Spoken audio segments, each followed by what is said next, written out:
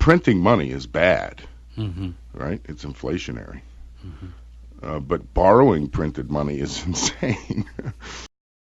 Well, tell folks, big picture, that are just tuning in for the first time, why things, and then we'll get back and I'll play you the ad that I made, why things are so cattywampus. Okay. Big picture. Just do nutshell. How about that? Yeah, nutshell. And I know that's difficult for you, but we have $20 trillion worth of debt. 20 trillion.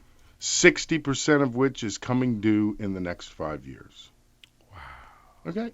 So okay. There you go. Okay. You got $12 trillion worth of debt coming due and payable, principal and all, really? Within the next 5 years. Correct. So that means, of course, because the United States is in deficit every year to the tune of what, 600-700 billion. Correct. There's going to have to be another 12 trillion created. Plus the deficits. Wow. In the next 5 years. That's right. If I'm doing the back of the envelope, that's like $2 trillion a year. $15 trillion in the next 5 years. Yes.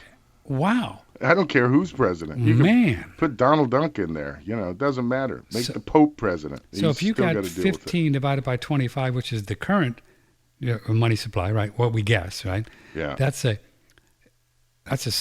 40% increase? Essentially. Actually, no, 60%. Sorry, 60%. It's a big increase. Wow. How about that? A big one. Would that mean that the price of organic milk at the hippie food store is going to go up 60%? No. It's roughly. Really? Yeah, you can count on inflation across the board. Wow. All commodities will increase in price. That's pretty incredible. 12 trillion is coming due, principal and interest, in the next 5 years. How did you figure that out? Just by looking at the Fed's balance sheet, and you go to the treasury.gov, and they'll show you the maturity schedule of U.S. debt. Now, we all assume that it's 30-year debt, right? And it's not. And if it was all due and payable over 30 years, no, sir.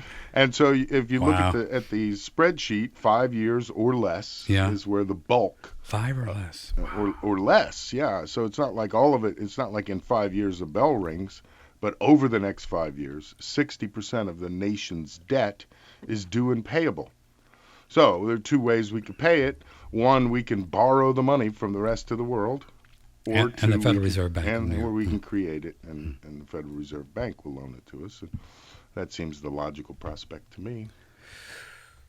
Yeah, because why would the rest of the world pony up 12 trillion and buy Treasury IOUs at 1.5% or something? Yeah. Why indeed, right? Indeed, yeah.